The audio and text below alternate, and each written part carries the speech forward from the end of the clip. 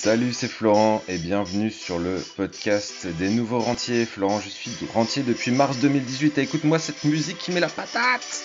Je te laisse un peu. Yes, on est bien là. Voilà, tu vois, je me professionnalise aujourd'hui. Mais aujourd'hui, je voulais te parler de diversifier les sources de revenus. Et je vais te donner aussi le détail de mes 20 sources de revenus différentes actuellement. C'est vraiment important que tu aies ça en tête. Si tu veux devenir rentier, il faut diversifier les sources de revenus. Donc voilà, c'est ce dont on va parler aujourd'hui. Et je vais faire une petite transition musicale, tu vas voir. On va plus l'entendre dans quelques secondes. Ouh, voilà. Non, c'était juste pour mettre la patate, je trouve que c'est vraiment pas mal. Euh, ouais, donc je viens de faire le compte en fait. Aujourd'hui, à l'heure où je te parle, j'ai 20 sources de revenus différentes en ce début 2020. Donc je sais que plus je vais augmenter le nombre de sources de revenus, en fait, plus je deviendrai un rentier stable. Dans le sens où la stabilité de ma rente va venir de la diversification de ma rente. En fait, quand tu y penses, c'est valable dans tous les domaines. Si on diversifie, on est plus sûr en général. La bourse, ça peut être pareil. Les investissements, c'est pareil. Plus tu as de biens immobiliers, bah, plus tu es sécure parce que si tu en as un où un locataire te paye plus, tu t'en fous, tu as les autres. S'il y en a un où tu as un problème, où tu as une fuite d'eau à régler, c'est pas grave parce que tu as les autres qui vont te prendre le relais. Et c'est valable dans plein de domaines différents. En fait, on prend vraiment moins de risques. Et ça évite de faire aussi ce que je pourrais appeler aujourd'hui une faillite rentière. C'est qu'en fait, toutes tes rentes s'écroulent d'un coup et en fait, tu te retrouves sans argent du jour au lendemain parce que tu n'as pas assez diversifié tes rentes. Donc en fait, aujourd'hui, je vais te donner un petit peu les possibilités de rente que tu peux avoir dans ta vie en tant que citoyen normal. Qu'est-ce que tu peux faire aujourd'hui en France pour devenir rentier? Donc en premier, je dirais il y a la rente immobilière. Donc en gros, l'idée de la rente immobilière, c'est que tu investis dans l'immobilier. Donc bien sûr, t'empruntes pour cela tout à la banque. Tu mets rien de ta poche. C'est possible dans la plupart des cas, hein, surtout si c'est ton premier bien immobilier, sache que tu peux emprunter tout à la banque. Tu rembourses ton crédit à la banque, bien sûr. Donc tu vas avoir une mensualité tous les mois. Et avec le loyer, enfin c'est le loyer du locataire en fait qui te permet de te rembourser ton crédit. C'est pas toi qui le rembourse directement. En fait, c'est les loyers de tes locataires, de ton ou tes locataires, qui vont rembourser le crédit. Et en plus, cerise sur le gâteau, si tu fais une bonne opération immobilière avec de la rentabilité, tu vas gagner un extra. Cet extra, bah, il va dépendre totalement de la rentabilité de ton bien. Cet extra, pour ma part, il est minimum de 500 euros pour un bien immobilier dans sa globalité parce que je trouve qu'en dessous de 500 euros, ça vaut pas le coup par rapport aux emmerdes que tu peux avoir dans l'immobilier et aux incertitudes. Donc chaque locataire, en fait, devient quelque part une source de revenus puisque un locataire va te verser un loyer. Donc par exemple, pour moi, j'ai 15 locataires au moment où je t'écris. Donc j'ai 15 sources de revenus différentes par rapport à l'immobilier.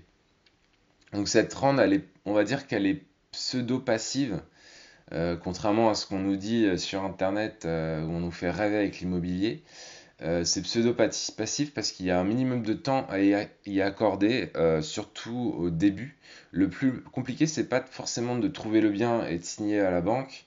Le plus compliqué, ça va être ensuite d'amorcer tout ça, de faire des travaux s'il y en a, de monter les meubles si tu veux faire du meublé, de trouver les premiers locataires, de gérer ensuite toutes les emmerdes que tu peux avoir au quotidien. Donc les chauffe-eau qui claquent ou qui fuient, tous les dégâts des eaux, moi en ce moment j'en ai plein partout. Je m'en sors pas trop d'ailleurs. Mais c'est voilà, heureusement que j'ai le temps de m'occuper de tout ça. Les embrouilles de voisinage, tu vois, si tu as un immeuble par exemple, les voisins ils peuvent s'embrouiller. Les problèmes de canalisation bouchée, des fenêtres qui ferment pas.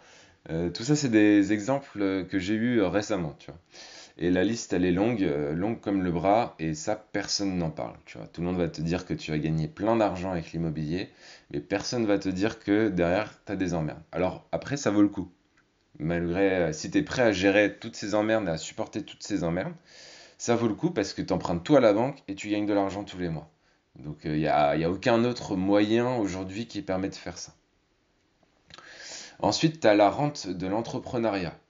En gros, tu crées une formation dans un domaine qui te passionne ou dans un domaine où tu te considères comme expert, ou tu veux être, t'es débutant, mais tu veux devenir expert dans ce domaine.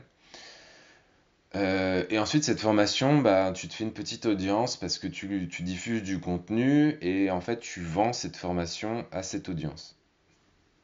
Par exemple, pour ma part, j'ai créé une formation sur la bourse. C'est un domaine que je connais depuis que j'ai quitté l'école. Donc ça fait à peu près 10 ans. Et, euh, et en fait, je me considère que voilà, je suis un des experts aujourd'hui sur la place francophone en bourse. Je considère que je suis un des spécialistes sur l'investissement long terme. Je ne parle pas de trading, hein. Je parle d'investissement long terme. J'ai des rendements qui peuvent atteindre 30% par an en moyenne. Donc ça va être des années, ça va être plus, des années, ça va être moins. Tu vois, en 2019, on a fait 56,6%. Cette rente, elle est encore moins je parle de l'entrepreneuriat, hein, je parle pas de la bourse. L'entrepreneuriat, c'est encore moins passif que l'immobilier parce que construire une audience, créer du contenu, créer une formation, la vendre, tout ça, ça prend beaucoup de temps. C'est pourquoi il faut être vraiment déterminé pour s'engager dans ce domaine et s'accorder du temps, surtout au début. Enfin, si tu es vraiment motivé à faire de l'entrepreneuriat, on appelle ça même de l'infoprenariat parce que c'est de l'entrepreneuriat sur Internet. Si tu es motivé pour le faire, je te conseille de le faire parce que c'est une très bonne chose. Par contre, dis-toi que minimum il te faudra 1 heure par jour. En dessous d'1 heure par jour, ça me paraît compliqué de développer quelque chose. La première étape, c'est de faire vraiment beaucoup de contenu, ou alors si tu as des fonds, de faire beaucoup de publicité sur Facebook. Mais, euh, mais voilà, ça demande du temps tout ça, ça demande de se former un minimum au marketing, à la vente et tout. Donc c'est intéressant, mais sache que ça prend du temps. Si tu as une audience mais que tu n'as pas de produit encore, tu peux aussi décider de vendre les produits des autres. On appelle ça de l'affiliation. C'est peut-être plus facile à faire, mais il faut être vraiment sûr du produit de l'autre qu'on vend parce que tu le vends à ton audience. Ton audience te fait confiance. Donc si tu vends le produit de quelqu'un d'autre, il faut vraiment être sûr que ce produit-là, il va plaire à ton audience, quoi. Tout ça pour dire que bah, ça, c'est une source de revenus pour moi complémentaire grâce à ma formation sur la bourse. Et justement, ça m'amène une parfaite transition pour la rente sur la bourse. Donc il y a plusieurs possibilités en bourse. Je vais te détailler les trois possibilités qu'il y a aujourd'hui en France. Donc il y a l'investissement long terme dont je te parlais juste avant. C'est l'investissement dans lequel je suis spécialiste vraiment en bourse. En gros, tu utilises ton argent, celui que tu as actuellement, pour le faire grossir mois après mois, année après année. L'avantage, c'est que ça prend très très peu de temps. Moi, je suis arrivé aujourd'hui à construire une méthode qui me prend que 5 minutes par mois. J'aurais du mal à aller en dessous de ces 5 minutes. Mais 5 minutes par mois, je pense que tout le monde a 5 minutes par mois. Et encore, si t'es pas chaud, je suis en train de faire une autre formation où l'idée, ça sera de te dire comment investir avec 50 euros par mois en gérant ça une seule fois par an cette fois. Bien sûr, tu auras des rendements qui seront un peu moins élevés, mais qui seront toujours plus élevés que le livret A et plus élevés qu'une assurance vie, que n'importe quel expert qui va te pomper ton argent en assurance vie. Donc bah, reste bien connecté sur le podcast ou inscris-toi dans les mails privés, comme ça tu seras au courant dès que la formation sortira. Donc c'est vraiment pour ça que j'ai créé ma formation dans ce domaine, car à mon avis c'est le moyen le plus simple, le plus rapide, le plus efficace et presque 100% passif pour te créer une rente sur le long terme. Je parle pas de court terme, je parle de long terme. Et c'est une source de revenus bien sûr, pour moi dans les 20 sources de revenus, c'en est une de plus. Ensuite, t'en as une qui est un petit peu moins connue en France, enfin beaucoup moins connue même, c'est la copie de trader ou de robot trader. En fait, l'idée c'est que tu vas sur des plateformes, euh, que tu cherches des traders qui sont intéressants, et en fait, avec un bouton, tu te dis que tu copies ce trader. Donc ça va te coûter environ 40 à 50 euros par mois de copier ce trader. Par contre, c'est quelque chose que j'ai mis en place depuis octobre 2019 et je tourne aujourd'hui entre 5 et 10% par mois. Donc 20 fois le livret A en un mois, tu vois, si tu arrives à choper des bons traders. Par contre, c'est beaucoup plus risqué parce que le trader, c'est un humain. Il peut péter un câble et puis en fait faire une énorme connerie et tu peux perdre ton capital grosso modo en 2 semaines. Il y a donc vraiment des précautions à prendre par rapport à tout ça. Et d'ailleurs, tu peux mettre un petit commentaire dans ce podcast ou m'envoyer un mail directement ou m'envoyer un message si ça t'intéresse que je fasse une formation sur ce thème du copy trading. Parce que c'est quelque chose que j'ai mis en place là depuis 2-3 mois. Je trouve que ça marche bien et j'aimerais pourquoi pas aider les gens à faire comme moi là-dessus. Donc dis-moi si ça t'intéresse. La troisième méthode, ça va être de devenir, en bourse, ça va être de devenir toi-même un trader. Au lieu de copier un trader, tu te formes et tu deviens toi-même un trader. Donc là, je peux t'en parler parce qu'en fait, je me suis formé et je me forme encore dans ce domaine d'ailleurs. Ce que je sais actuellement par rapport aux formations que j'ai faites, c'est que tu peux envisager de monter à plus de 30% par an en devenant trader, voire beaucoup plus dans certains cas. Par contre, tu vas y passer du temps. C'est comme l'entrepreneuriat, c'est le trading. Je parle même pas de la formation où tu vas devoir enquiller des heures de formation entières. Ensuite, tu vas y passer du temps. Tu vas y passer le minimum, je pense, au tout début, ça va être 2 heures par jour. Après, tu peux peut-être descendre à 30 minutes par jour dans certains cas, mais ça sera le grand minimum. Par contre, tu auras tes week-ends parce que la bourse est fermée le week-end. Ce que te disent rarement aussi les gens, c'est qu'il faut un minimum de capital. Parce que tu imagines bien que si tu veux en vivre, même si tu fais 100%, 100% de 1000 euros, ça fait 1000 euros. Donc 1000 euros par an, tu vas pas aller très loin. Tu vois ce que je veux dire? Donc en fait, ce que je veux dire, c'est que c'est plutôt un métier. Et en plus d'être un métier, c'est stressant. Et en plus d'être stressant, il faut du capital. Si t'as pas de capital, clairement, la bourse, tu peux la commencer en mettant de l'investissement en long terme, comme je le préconise, et ensuite, quand tu as du capital, éventuellement basculer sur du trading. Mais pour ma part, je me forme quand même parce que déjà, j'ai du capital, et en plus, ça me permet d'apprendre des choses dans un domaine qui me passionne vraiment. Pour moi, c'est comme si je regardais je sais pas, une série ou un jeu vidéo, tu vois, où je jouais aux jeux vidéo ou je faisais un truc qui me passionne. Donc ça me dérange pas. Et surtout, j'ai le temps parce que je suis rentier. Et en fait, voilà, tout ça pour te dire que bam, trois sources de revenus complémentaires.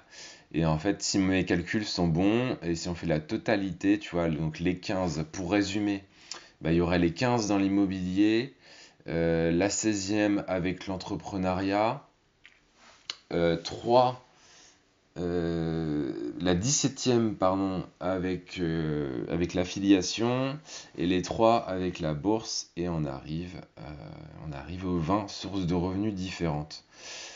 Il y a une source un peu bonus que j'ai en extra, c'est les paris sportifs. Au début, j'y croyais pas trop. Mais là, tu vois, je me suis aussi formé dans le domaine et j'ai transformé 400 euros en 1200 euros. Pareil depuis octobre 2019. Donc j'ai quand même fait x3, donc 300% en 3 mois, ou en 4 mois plutôt.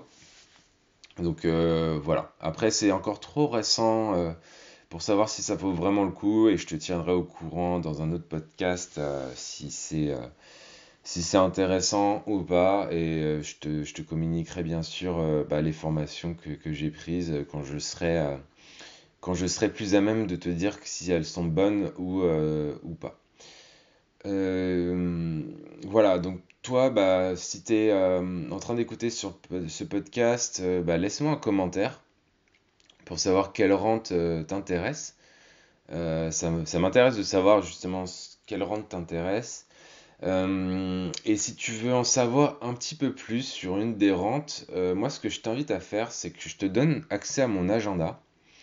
Et si tu veux que je te coach un petit peu dans un des domaines, bah, tu prends rendez-vous avec moi dans l'agenda, tu cliques sur le lien, tu vas voir c'est un lien qui s'appelle calendly.com et en fait ça va te permettre directement d'accéder à mon agenda et de réserver un petit créneau de 30 minutes pendant lequel on va discuter toi et moi et voir si je peux t'aider dans un des domaines qui t'intéresse. Donc n'hésite pas à le faire, c'est gratuit et moi ça me permet de mieux comprendre un petit peu aussi enfin ce que tu attends du podcast et puis voilà, j'aime bien discuter avec les gens. Donc ça sera un plaisir de discuter avec toi. Voilà, bah, je pense que c'est tout pour aujourd'hui.